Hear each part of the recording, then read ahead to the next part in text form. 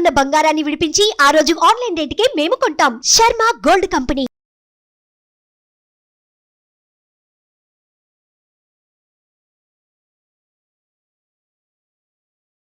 నమస్తే అలగిరి రవీంద్రనాథ్ గారు. నమస్తే అండి ఉష గారు. వయో రూమ్స్ దీనికి సంబంధించి ఇప్పటివరకు చాలా వీడియోస్ మనం వింటూ ఉన్నాం, చూస్తూ ఉన్నాం, చేస్తూ ఉన్నాం. ఏదైతే రీసెంట్గా ఒక వార్త బయటకు వచ్చింది, పెళ్లి కాని వాళ్ళకి వయో రూమ్స్లో బుకింగ్స్ లేవు అండ్ ఎంట్రీ కూడా లేదని చెప్తూ ఉన్నారు. తీసుకొచ్చిన రూల్స్ ఏంటి, ఆ పాలసీ ఏంటి, సడన్గా ఉన్నట్టుండి ఈ చేంజ్ గల కారణాలు ఏంటి?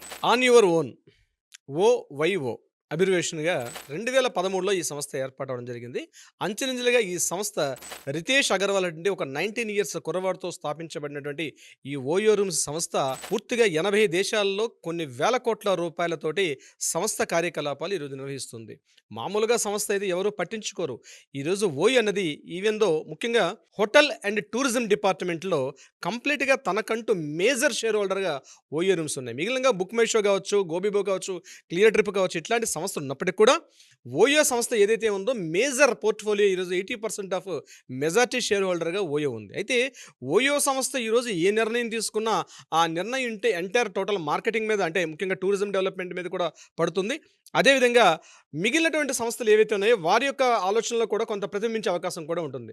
ఇందులో భాగంగా ఈరోజు ఓయో సంస్థ వాళ్ళు తీసుకున్న నిర్ణయం ఏంటంటే ఓన్లీ మ్యారీడ్ కపుల్స్గా మాత్రమే ఎంట్రీ ఉంటుందని చెప్తూ, ముఖ్యంగా ఇందులో టోటల్ 100% అని చెప్పుకోవచ్చు. ఈ దేశవ్యాప్తంగా ఉన్నట్టు ముఖ్యంగా ఇండియాలో ప్రత్యేకంగా 80 దేశాల్లో వీళ్ళ కార్యకలాపాలు ఉన్నప్పటికీ కూడా భారతదేశంలో ప్రత్యేకంగా 100% అంతా కూడా వీళ్ళది ఓన్లీ వెబ్సైట్ త్రూగా మాత్రమే బుకింగ్స్ అవుతుంటాయి. సో వెబ్సైట్ త్రూగా బుకింగ్ చేసేటప్పుడు, ఆన్లైన్లో బుకింగ్ చేసేటప్పుడు డెఫినెట్గా వాళ్ళు మ్యారేజ్ అయినట్టుగా ఏదైనా ఒక ప్రూఫ్ చూపించమని చెప్తూ వాళ్ళు అడగడం జరుగుతుంది.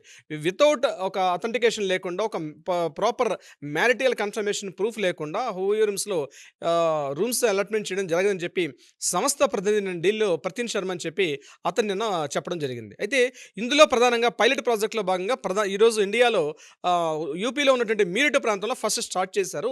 ఇది సక్సెస్ అయినట్లయితే ఎంటైర్ త్రూఅవుట్ ఇండియా మొత్తాన్ని కూడా మేము ఇంప్లిమెంట్ చేస్తామని చెప్పి ఒక పైలట్ ప్రాజెక్ట్ కింద మీరట్ని ఎంచుకోవడం కూడా జరిగింది. అయితే ఇక్కడ ఏదైతే ఈ సంస్థ తీసుకున్నటువంటి నిర్ణయం ఏదైతే ఉందో దీని మీద సర్వత్రా కొన్ని చోట్ల అనుకూలంగా ఉంది, కొన్ని చోట్ల వ్యతిరేకత కూడా నమోదవుతుంది. ఏమిటి అనుకూలత, వ్యతిరేకత ఏమిటంటే, అనుకూలంగా మాట్లాడడం ఏంటంటే ఓయో అంటేనే చాలా వరకు ఒక నెగిటివిటీ ప్రచారం బాగా ఉంది.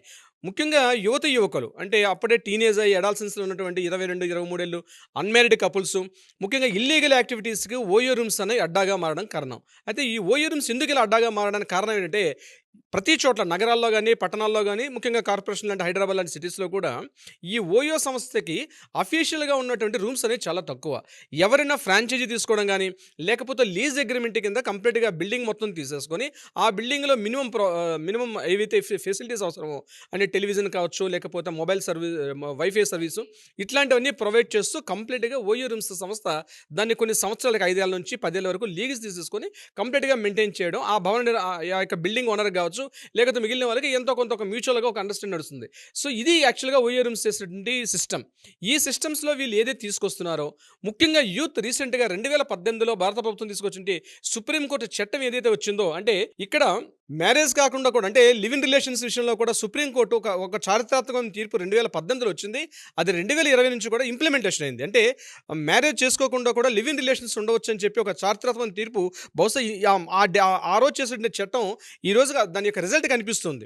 అంటే చట్టాలు చేస్తే ఓవర్ నైట్ రిజల్ట్ కనిపించదు, మెల్లమెల్లగా రిజల్ట్ కనిపిస్తుంది. అంటే సుప్రీంకోర్టు తీసుకున్న చట్టం ఏంటంటే లివ్ ఇన్ రిలేషన్స్లో మ్యారేజ్ ఒకటే ప్రాతిపదిక కాదు, మ్యారేజ్ లేకుండా కూడా లివ్ ఇన్ రిలేషన్స్లో ఉండవచ్చు అని చెప్తూ సుప్రీంకోర్టు తీసుకొచ్చిన చారిత్రాత్మక తీర్పు మీద ఈ యొక్క దాన్ని ఆ యొక్క చట్టాన్ని తప్పుదో పట్టిస్తూ యువకులు ముఖ్యంగా నేను ఏ అమ్మాయిని తీసుకెళ్లవచ్చు అన్న ఉద్దేశంతో ఓయో రూమ్స్ అంటేనే తెలుగు సాహిత్యంలో కొన్ని సినిమా పాటల్లో కూడా ఓయో రూమ్స్ అనేవి అసాంఘిక కార్యకలాపాలకు అడ్డాగా దాన్ని వాడుకోవడం జరుగుతుంది. సో దీన్ని ఇమీడియట్గా ఎప్పుడైతే ఓయో అంటేనే నెగిటివిటీ యాటిట్యూడ్, ముఖ్యంగా ఇటువంటి అసాంఘిక కార్యకలాపాలకు అడ్డాగా మారుతుందని చెప్పి ఓయో మీద ఎప్పుడైతే బ్రాండ్ పెరిగిందో కంప్లీట్గా దీన్ని దిద్దుబాటు చర్యల్లో భాగంగా ఈరోజు ఓయో సంస్థ వాళ్ళు తీసుకున్నటువంటి ఒక విధానంగా మనం చెప్పుకోవడం జరుగుతుంది. అయితే ఈ విధానం తీసుకునే నిర్ణయం ఇది కేవలం ఇండియానా మొత్తం వరల్డ్ వైడ్ అంటే ప్రధానంగా ఇండియాలో ఉన్నటువంటి జరుగుతుంది.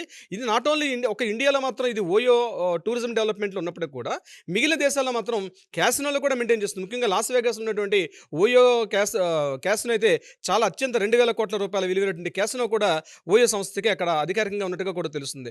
నాట్ ఓన్లీ చైనాలో కూడా major share holder more than 65% share holding ఉంది ఓయోకి చైనాలో.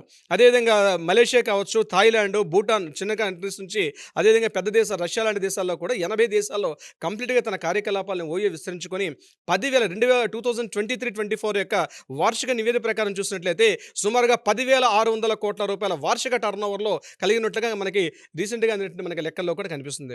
సో, ఈరోజు ఓయో తీసుకున్న నిర్ణయం అయితే ఖచ్చితంగా పబ్లిక్ నుంచి డిమాండ్ ప్రకారం మేము లాని యాక్సెప్టెన్స్ ఇస్తూ, పబ్లిక్ డిమాండ్‌ని యాక్సెప్టెన్స్ ఇస్తూ మేము ఈ రకమైన చర్యలు తీసుకున్నాం. ఇది మెరిట్‌లో స్టార్ట్ చేసాం. ఇది సక్సెస్ అవుతుందా? ఫెయిల్యూర్ అవుతుంది. మిగిలిన దేశవ్యాప్తంగా చెప్తామని చెప్తూ ఈరోజు ఓన్లీ మెరిట్ సిటీ ఒక్కటి తప్ప మన దేశంలో మిగిలిన ఇతర ప్రాంతాలు ఎక్కడ కూడా ఇప్పుడు మనం అనుకుంటున్నటువంటి ఎక్కడ కూడా ఇంప్లిమెంటేషన్ లేదు. బహుశా ఫ్యూచర్‌లో చేసే అవకాశం ఉంటుంది అని మాత్రమే తెలియపరుస్తున్నారు ఆ సంస్థ యొక్క ప్రతినిధులు. ఉష గారు. ఓకే. సో, మీరన్నట్టుగానే ఓయో రూమ్ అనగానే ఒక నెగటివిటీ అండ్ దాంతోపాటు అదొక అడ్డాగా మారిపోయిందని చెప్పొచ్చండి. అసాంఘిక కార్యకలాపాలు ఏవైతే ఉంటుంటాయో చాలామంది ఆడపిల్లలు అండ్ టీన్స్‌లో ఉన్న మగపిల్లలు కూడా జీవితాలని స్పాయిల్ చేసుకుంటూ వాళ్ళ ఇష్టానుసారంగా లైఫ్‌ని లీడ్ చేస్తూ ఉంటుంటారు. కొన్ని సందర్భాల్లో అసలు మన దేశంలో, మన కల్చర్‌లో ఇవేంటి అన్న దౌర్భాగ్యం ఏంటి అన్న పరిస్థితి కూడా కనిపిస్తూ ఉంటుంది. ఏదేమైనా వీటికి సంబంధించి చట్టబద్ధమైన నిర్ణయాలు, న్యాయపరమైన సెక్షన్లు, యాక్షన్లు రావాలని కోరుకుందాం. దీనికి సంబంధించి ఏదేమైనా దీన్ని కట్టడి చేయాలని కోరుకుందాం. Thank you for the information sir. Thank you so much. Thank you so much Usha గారు.